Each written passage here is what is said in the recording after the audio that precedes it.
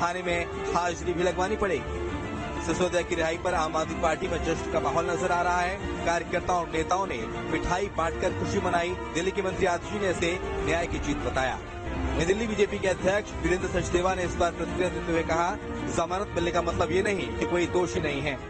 Bharatiya Janata party न्यायालय के निर्णय का हमेशा सम्मान करती है, लेकिन हम ये जानते हैं कि शराब नीति घोटाले में मनीष सिसोदिया को बेल मिली है और किसी भी अपराधी को बेल मिलना वो अपराध मुक्त होना नहीं होता है।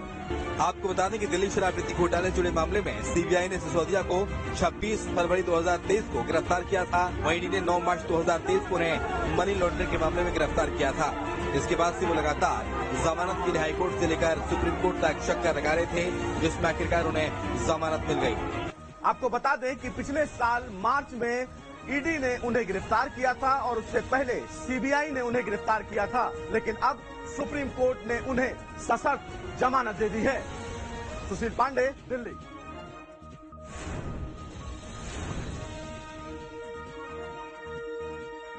संसद के मानसून सत्र में हर दिन किसी न किसी मुद्दे पर सदन में हंगामा होता रहा। विपक्षी पार्टियां सदन के अंदर सरकार को घेरने के लिए किसी न किसी मुद्दे पर गतिरोध पैदा करती रही और धीरे धीरे विपक्ष का रवैया चेयरमैन को ही घेरने तक पहुंच गया। ऐसे में सदन के अंदर विधायी कार्य व्यापार में बाधा तो पहुंची ही, तमाम महत्वपूर्ण विषयों पर चर्चा भी ठीक ढंग से नहीं हो सकी। देखिए इस रिपोर्ट को। शुक्रवार को संसद की कार्यवाही एक बार फिर हंगामेदार देखने को मिली, जहां पक्ष विपक्ष के बीच जमकर गतिरोध तो देखा ही गया, साथ ही विपक्ष राज्यसभा में सभापति को घेरने में लग गया। राज्यसभा की कार्यवाही के दौरान समाजवादी पार्टी के सांसद जया बच्चन ने सभापति जगदीप धनखड़ की टोन पर सवाल उठा दिए, जिसका जवाब जगदीप धनखड़ ने अपने ही अलग अंदाज में दिया। मैं जया अमिताभ बच्चन ये बोलना चाहती हूँ, मैं कलाकार हूँ, बॉडी लैंग्वेज समझती हूँ, एक्सप्रेशन समझती हूँ, और सर मुझे माफ करिएगा मगर आपका टोन जो है is not accept. Jaya ji, you earned a great reputation. You have earned a great reputation. You know, an actor is subject to the director. You have not seen what I see from here. Every day, I don't want to repeat. I don't want schooling. सभापति के बयान पर विपक्ष ने विरोध दर्ज कराया। विपक्ष ने राज्यसभा में हंगामा खड़ा कर दिया, जिस पर सभापति ने कहा कि सीनियर मेंबर चेयर को नीचा दिखा रही हैं। मेरे पास अपनी स्क्रिप्ट है। विपक्ष के सदस्य नारेबाजी करते हुए इसके बाद सदन से वॉकआउट कर गए। इस पर सभापति ने कहा कि अपनी ड्यूटी से वॉकआउट कर रहे हैं। Lack of decorum, disrespect to democracy, disrespect to constitution. You are walking away from your obligations. You are walking away from your duty. Lok Sabha में शुक्रवार को भी जमकर विपक्ष और सत्ता पक्ष में सियासी तकरार देखने को मिला। पूरे मॉनसून सत्र में सत्ता पक्ष और विपक्ष में सियासी खींचतान तो होता ही रहा, साथ ही एक सियासी जंग भी देखने को मिला और धीरे धीरे विपक्षी पार्टियों ने तो लोकसभा के अध्यक्ष को भी अपने निशाने पर ले लिया, जो संसदीय परंपरा और मर्यादा के साथ साथ ही लोकतंत्र के लिए भी ठीक नहीं है। वीडियो न्यूज जयराम यादव के साथ विकास चंद्र, वीडियो स्टेट, मध्य प्रदेश, छत्तीसगढ़।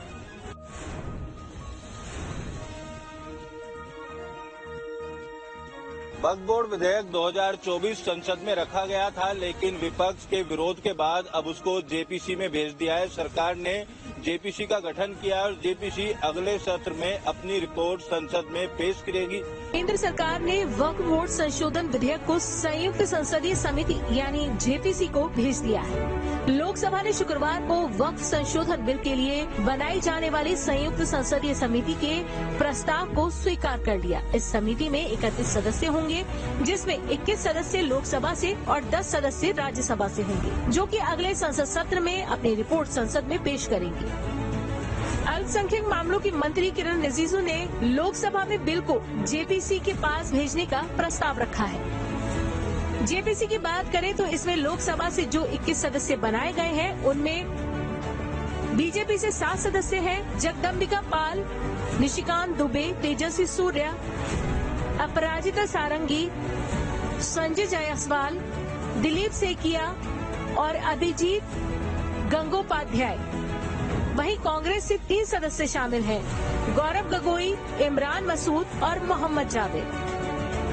साथ ही डीके अरुणा, कल्याण बनर्जी, ए राजा, एलएस देव रायलू, दिनेश्वर कामत, अरविंद सावंत, सुरेश गोपीनाथ, नरेश गणपत मास्के, अरुण भारती और असदुद्दीन ओवैसी को भी इसमें जगह दी गई है।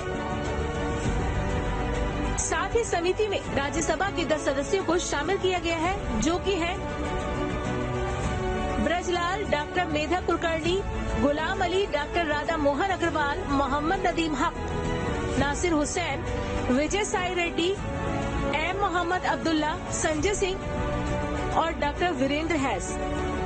वक्फ बोर्ड 2024 विधेयक को गुरुवार को संसद में किरण रिजिजू द्वारा पेश किया गया था, लेकिन विपक्षी पार्टियों द्वारा इसका विरोध किया गया। समाजवादी पार्टी, कांग्रेस पार्टी के साथ साथ अन्य विरोधी दलों द्वारा इसको मुस्लिम विरोधी करार दिया था।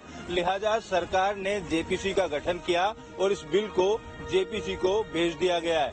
वीडियो जर्नलिस्ट विकास राय के साथ अमित चौधरी, न्यूज स्टेट।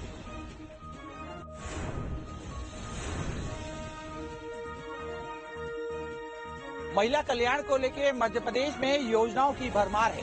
शिवराज सिंह चौहान से लेके मोहन यादव तक की सरकार में महिलाओं को लाडली बहना कहा जाता है। अब रक्षाबंधन का त्योहार है, ऐसे में मध्य प्रदेश सरकार लाडली बहनों को बड़ा तोहफा देने की तैयारी कर रही है, जिसकी अगुवाई मुख्यमंत्री मोहन यादव कर रहे हैं। देखिए रिपोर्ट। बहन भाई के रिश्ते की पवित्रता का पर्व रक्षाबंधन बस चंद दिन दूर है। ऐसे में रक्षाबंधन को लेकर तैयारियां जोरों पर है। खुद सीएम डॉक्टर मोहन यादव बहनों के कल्याण को लेकर बेहद गंभीर नजर आते हैं। इसकी एक बानगी सीएम हाउस में देखने को मिली, जहां रानी दुर्गावती महिला सरपंच सम्मेलन का आयोजन किया गया। इस अवसर पर महिला सरपंचों ने उन्हें विशाल राखी भेंट कर पर्व की शुभकामनाएं दी, साथ ही उनकी कलाई पर भी राखी बांधी।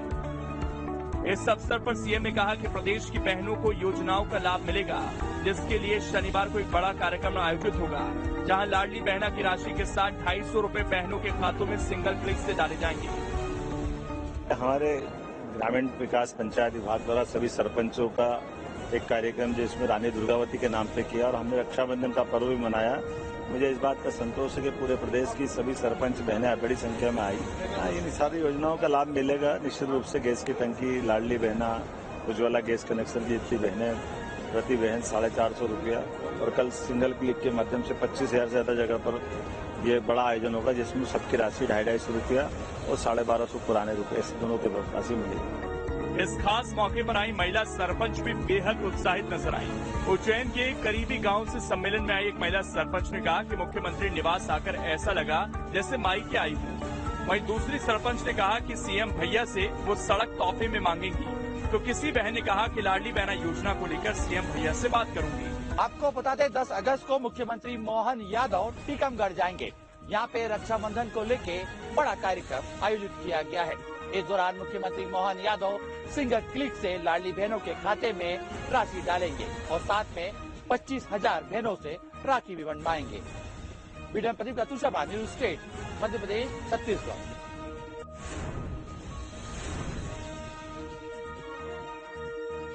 दिल्ली के कोचिंग सेंटर में हुए हादसे के बाद से मध्य प्रदेश में भी प्रशासन की ओर से कार्रवाई की जा रही है।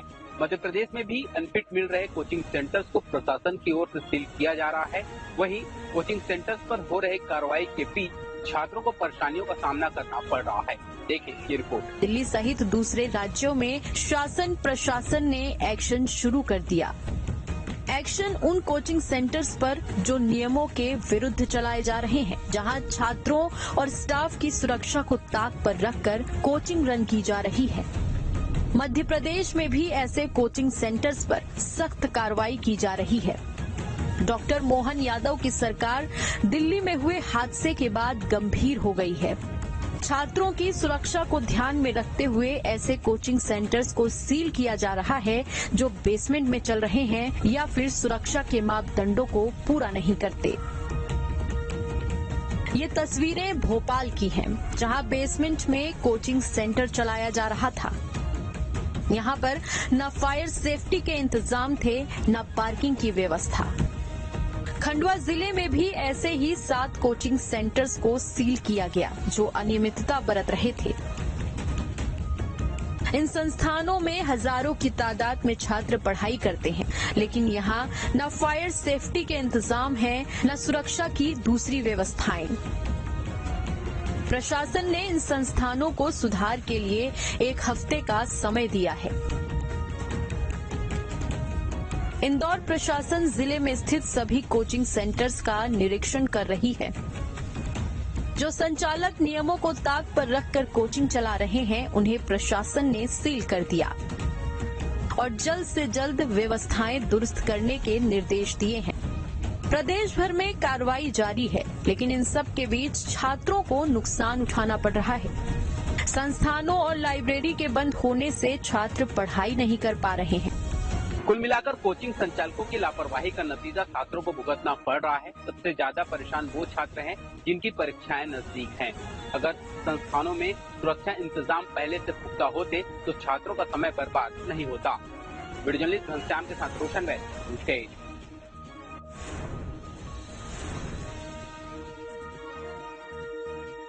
मध्य प्रदेश की ग्वालियर क्राइम ब्रांच ने एक ऐसे कथावाचक को गिरफ्तार किया है जिसने धर्म की आड़ में जालसाजी के तमाम काम किए हैं। हाल ही में कथावाचक पुष्पेंद्र दीक्षित की एक चूक से उसकी जालसाजी का पर्दाफाश हो गया है। देखिए ये रिपोर्ट। मध्य प्रदेश की ग्वालियर क्राइम ब्रांच ने एक ऐसे कथावाचक को गिरफ्तार किया है जो धर्म का चोला ओढ़कर गैर कानूनी काम करता था। ग्वालियर पुलिस की क्राइम ब्रांच की गिरफ्त में जिसे आप देख रहे हैं, ये अपने आप को संस्कृत का विद्वान और कथावाचक बताता है। गिरफ्तारी के बाद पुष्पेंद्र दीक्षित के बारे में कई खुलासे हो रहे हैं। पुष्पेंद्र दीक्षित ने धर्म की आड़ में जालसाजी के तमाम काम किए। उसने धर्म की आड़ और अपने आवरण की वजह से कई राज्यों के सीएम को झांसे में ले रखा था। एमपी के एक पूर्व सीएम के घर में तो उसने हवन और पूजा कराई थी। इसकी पूरी कहानी बताने से पहले हम आपको बताते हैं कि फर्जी कथावाचक पुलिस की पकड़ में कैसे आया। कहानी मध्य प्रदेश के डीजीपी सुधीर सक्सेना की यहाँ से शुरू होती है। इस जालसाज ने डीजीपी सुधीर सक्सेना को मैसेज कर 2 थाना प्रभारी के ट्रांसफर के लिए बोला था और अपने आप को केंद्रीय मंत्री गिरिराज सिंह का निजी सचिव बताया था। लेकिन मैसेज में जिस तरह की भाषा का इस्तेमाल किया गया वो शासकीय फॉर्मेट में नहीं थी और डीजीपी ने इस मैसेज की जांच के लिए ग्वालियर आईजी को फॉरवर्ड कर दिया। जिसकी जांच शुरू हुई तो एक के बाद एक कई खुलासे हुए।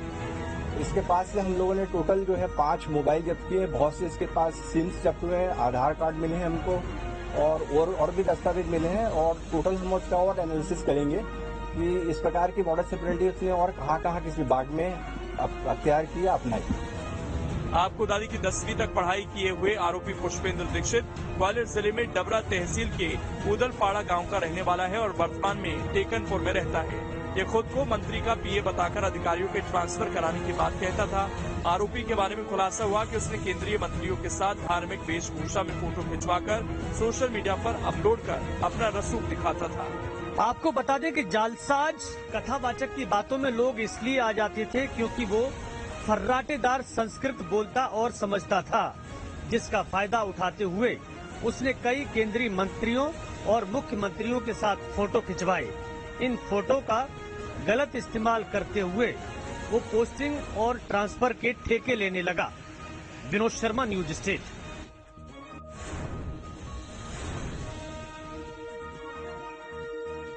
मध्य प्रदेश में डॉग बाइट के मामले लगातार सामने आ रहे हैं। प्रदेश में अब तक 5 लाख से ज्यादा डॉग बाइट के मामले सामने आ चुके हैं। स्ट्रीट डॉग की जनसंख्या को कम करने के तमाम दावे किए जाते हैं, लेकिन जो आंकड़े सामने आए हैं वो दावों की पोल खोल रहे हैं। देखिए ये रिपोर्ट। डॉग बाइट के मामले कोई नई बात नहीं है, बल्कि लंबे समय से ये परेशानी बनी हुई है। डॉग बाइट की वजह से जान तक चली गई है। प्रदेश में डॉग बाइट के केस लगातार बढ़ते जा रहे हैं। इंदौर में कुत्तों का आतंक सबसे ज्यादा है। सागर और भोपाल जिले में भी बुरा हाल है। आंकड़ों पर नजर डालें तो 2023-24 के बीच पूरे एमपी में 5,57,859 मामले सामने आए। इंदौर में 55,189 डॉग बाइट के मामले आए। सागर में 23,736 मामले सामने आए। भोपाल में 19,150 डॉग बाइट के केस आए। ग्वालियर में 22,848 डॉग बाइट के मामले आए। जबलपुर में 16,761 मामले सामने आए। रीवा में 18,885 डॉग बाइट के केस सामने आए। उज्जैन में 15,858 डॉग बाइट के मामले आए। मुरैना में 22,717 मामले सामने आए।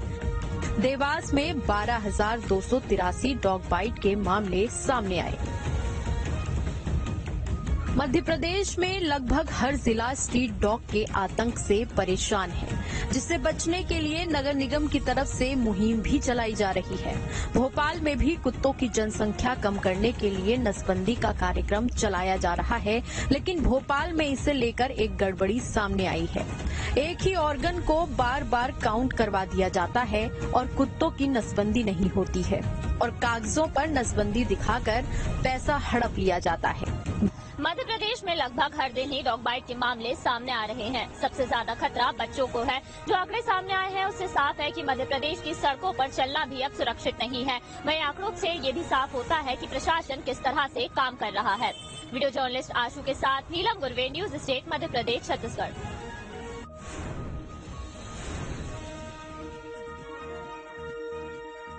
मध्य प्रदेश के सबसे बड़े गणेश मंदिर की दान पेटियों से खून बरस रहा है। इंदौर के खजराना मंदिर की दान पेटियां खोली गई तो इसमें से 1 करोड़ से ज्यादा का चंदा और सोने चांदी के भारी मात्रा में आभूषण समेत विदेशी मुद्राएं भी मिली है। देखिए इसी पर ये रिपोर्ट। इंदौर के प्रसिद्ध खजराना गणेश मंदिर में इन दिनों दान पेटियों को खोला जा रहा है और नगर निगम के कर्मचारियों की ओर से दान पेटी में निकलने वाली राशि की गिनती की जा रही है। 20 कर्मचारियों का दल लगातार पिछले 3 दिन से दान पेटियों की गिनती कर रहा है। अभी तक पेटियों से 1 करोड़ 13 लाख की राशि निकली है। साथ ही सोने और चांदी के आभूषण भी बड़ी संख्या में प्राप्त हुए। कुल 46 दान पेटियां हैं और उसमें से अभी तक 34 दान पेटियां खोल ली गई है, जिसमें अभी तक 1 करोड़ 13 लाख रुपए गिनती में बैंक में जमा करा दिए गए हैं। नगर निगम के लोग, मंदिर प्रबंध समिति के और यहाँ पर जो ट्रेजरी के लोग हैं, लगभग 20 अधिकारी और कर्मचारी इस गिनती में लगे हुए हैं और लगभग 5-7 दिन तक ये गिनती चलेगी। स्वर्ण और चांदी के सिक्के भी निकलते हैं, कोई आभूषण भी निकलते हैं, नगद भी निकलते हैं, डॉलर भी निकलते हैं, सब तरह के। नगर निगम और मंदिर समिति की ओर से 34 दान पात्र को खोला गया है, जबकि अभी भी 12 पेटियों की गिनती जारी है। जानकारी के अनुसार अगले 3 दिन तक शेष बची पेटियों की गिनती होनी है। दान पेटियों से इस बार विदेशी करेंसी, सोने और चांदी के आभूषण के अलावा भक्तों की अर्जियां भी निकली हैं। आपको बता दें कि इंदौर के खजराना गणेश मंदिर का निर्माण मराठा रानी अहिल्याबाई होलकर ने करवाया था। बुधवार और रविवार को यहाँ बड़ी संख्या में लोग जुटते हैं। इंदौर नगर निगम और खजराना मंदिर समिति ने इन दान पेटियों को खोला है। अब तक 34 पेटियां खोली जा चुकी हैं और अगले 3 दिन में 12 पेटियों की गिनती की जाएगी। अब तक इन दान पेटियों में से दान के अलावा भक्तों की अर्जियां भी मिली हैं। वीडियो जर्नलिस्ट अभय के साथ गौरव गुप्ता, न्यूज स्टेट मध्य प्रदेश, छत्तीसगढ़।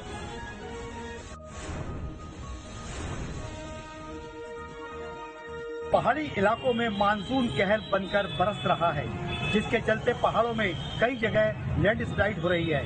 पहाड़ी इलाकों में वैसे इस साल नॉर्मल से कम बारिश हुई है, जिसके बावजूद कई इलाकों में तबाही आ चुकी है।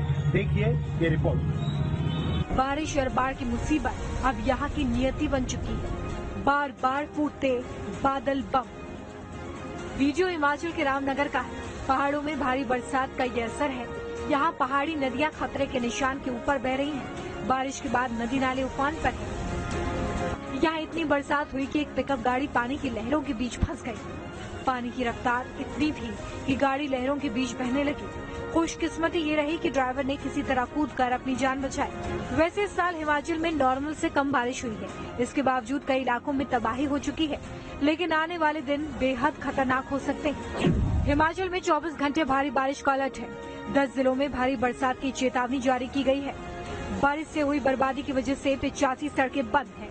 115 बिजली के ट्रांसफार्मर काम नहीं कर रहे। हिमाचल में सावधान रहने की जरूरत है, लेकिन राज्य में ऐसा पहली बार नहीं हो रहा। पहले भी इस राज्य में भयंकर तबाही आ चुकी है। ये 2 तस्वीरें हिमाचल में तबाही को बयां करती हैं। पहली तस्वीर ताजा है। दूसरी तस्वीर पिछले साल की है। हिमाचल में 2023 में कुदरती कहर की सबसे खौफनाक तस्वीर सामने आई थी।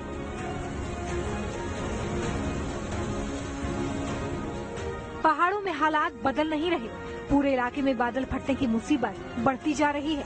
इस साल 31 जुलाई को हिमाचल में बादल फटने से भयंकर तबाही हुई थी। हिमाचल में बादल फटने और भारी बारिश की घटनाओं में इजाफा हुआ है। मानसून में भारी बारिश के खतरे के बीच सवाल है कि क्या पहाड़ों में कभी हालात सुधरेंगे? क्या कुदरती तबाही से निपटने के लिए कारगर कदम उठाए जाएंगे, या फिर हर साल इस तरह मानसून सीजन के गुजर जाने का इंतजार होता रहेगा? वीडियो पर्सन राजेश के साथ महेश चांडक, न्यूज स्टेट, मध्य प्रदेश, छत्तीसगढ़। नोबेल पुरस्कार विजेता मोहम्मद यूनिस ने गुरुवार को बांग्लादेश की अंतरिम सरकार के मुखिया के तौर पर कमान संभाली। राष्ट्रपति मोहम्मद शहाबुद्दीन ने 84 वर्षीय मोहम्मद यूनुस को पीएम पद के समकक्ष मुख्य सलाहकार के रूप में शपथ दिलाई। इस दौरान यूनुस ने देशवासियों से हिंसा रोकने की अपील की। देखिए ये रिपोर्ट। मोहम्मद यूनुस अंतरिम सरकार का चेहरा है, लेकिन मोहरा किसके हैं, इसको लेकर दुनिया भर में जितनी मुंह उतनी बातें हो रही। सवाल कौंधने लगे कि उन्हें सरकार चलाने की खुली छूट मिलेगी या फिर उनका रिमोट कंट्रोल किसी और के पास। अमेरिकी मैन के नाम से मशहूर मोहम्मद यूनुस जिस पद पर विराजमान हुए हैं, उसे प्रधानमंत्री के समकक्ष माना जाता है। रक्षा, विकास जैसे 27 महत्वपूर्ण मंत्रालय यूनुस ने अपने पास ही रखे हैं, लेकिन अभी वो न तो बांग्लादेशी संसद के सदस्य हैं और न ही आसपास चुनाव के हालात। ऐसे में मोहम्मद यूनुस के हाथों में कितनी शक्तियां होंगी, नीतिगत फैसले वो कैसे लेंगे और संसद को चलाने के लिए कैसे रोल प्ले करेंगे, इसको लेकर तमाम सस्पेंस बना हुआ। चर्चा तो यहाँ तक चल रही है कि नोबेल पुरस्कार विजेता जैसे पॉपुलर चेहरे को आगे रखकर बांग्लादेशी सेना ने बड़ा खेल तो नहीं कर दिया। शेख हसीना के कट्टर आलोचक कहे जाने वाले मोहम्मद यूनुस के हाथों में कमान आ गई। उन्हें अंतरिम सरकार का मुखिया बनाया गया, लेकिन उनके पास क्या क्या शक्तियां होगी, इसको लेकर पूरी दुनिया में बहस छिड़ी हुई है। क्योंकि आज की तारीख में बांग्लादेश में सेना ही सर्वोच्च शासक के तेवर में नजर आ रही है। इसके बाद मोहम्मद यूनुस बतौर सलाहकार क्या क्या कर पाते हैं, इस पर सबकी नजर है। वीडियो जर्नलिस्ट आशू खान के साथ संदीप हमरकर, न्यूज स्टेट, मध्य प्रदेश, छत्तीसगढ़।